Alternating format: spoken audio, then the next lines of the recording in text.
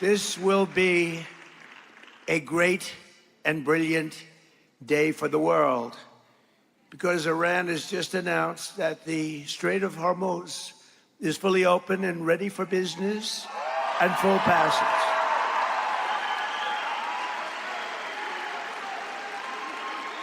But the naval blockade, with the greatest navy in the world, from the greatest military the world has ever seen, we built it during my first term. We built it. They said I was crazy. We weren't so crazy, were we? Will remain in full force and effect as it pertains to Iran until such time as our transaction with Iran is 100% complete and fully signed. And this process, we're getting along well, but who knows with anyone, but who knows with Iran in particular.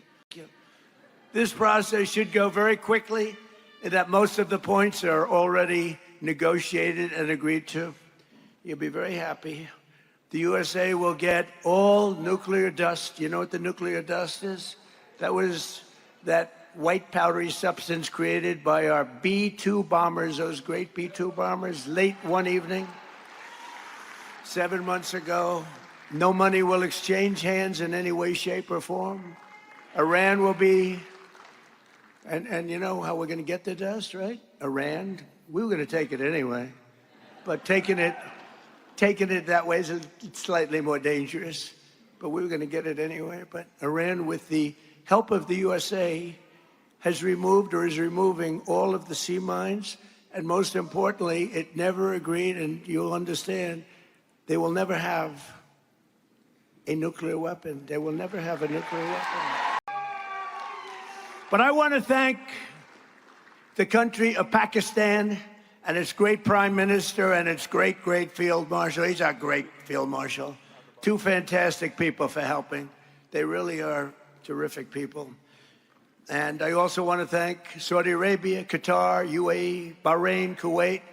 They've been amazing. They've all helped tremendously.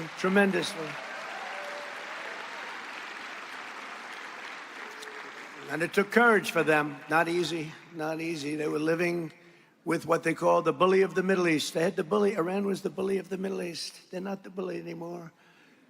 With the help of everyone here today, this has been by far the most successful first year of any administration in the history of our country, acknowledged by everybody.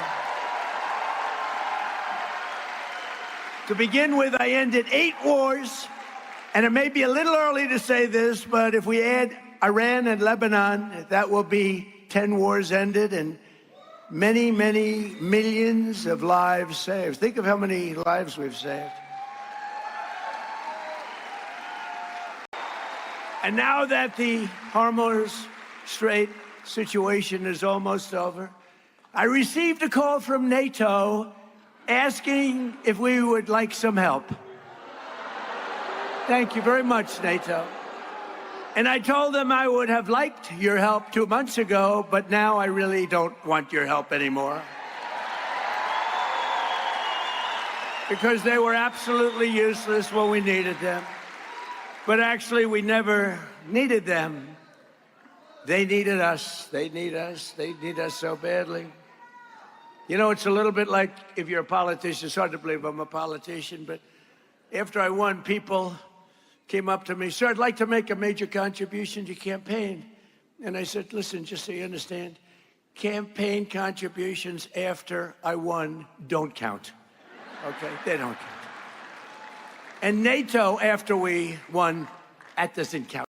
This administration does not apologize for American power. We are not ashamed of American might, and we do not hesitate to defend the American people, which is what we've been doing for the last 2 months, because Iran cannot have a nuclear weapon. It's very simple.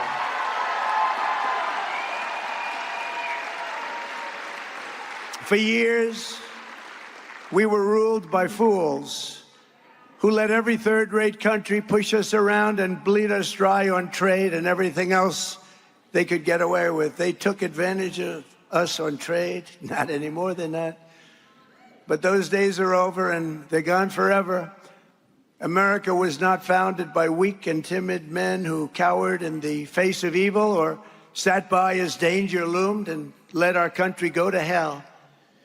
We are descended from the likes of George Washington, Andrew Jackson, Generals Ulysses S. Grant, Douglas MacArthur, General George Patton.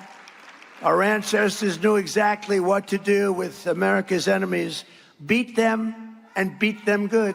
And under my leadership, we ended asylum fraud. We ended all catch and release. We stopped third world migration. We suspended all refugee resettlement except for persecuted South Africans. They're being persecuted. In South Africa, there's a very horrible thing going on in South Africa. It's a genocide. It's a horrible thing. And we made it possible for these people to come into our country. They kill people if they're white, if you're a white person. And I'll tell you what, I did great with the black vote, the African-American vote, and they understand this better than anybody. South Africa, they kill white farmers. And we said, you come into our country and we let you come in. You get a green card and you get a passport. You can stay in our country. Terrible, terrible. We can't let it go on. No, we don't have to talk about it. People don't like talking about it. You know, New York Times wrote a story about it years ago. That was the only story they ever wrote, because I'm sure the reporter got fired immediately. In January, our warriors flew straight into the heart of the Venezuelan capital, captured the outlaw dictator Nicolas Maduro, and brought him to face American justice, which is what he's doing right now. And very soon, this great strength will also bring about a day, 70 years in waiting. It's called A New Dawn for Cuba. We're going to help them out with Cuba. We have a lot of great Cuban Americans. Not too many people in this audience, I don't think, but you go to Miami, we have people, Cuban Americans, people that were brutally treated, whose families were killed and brutalized. And now, watch what happens.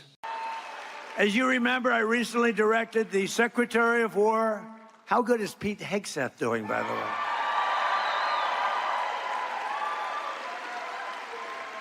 To begin releasing government files relating to UFOs and unexplained aerial phenomena.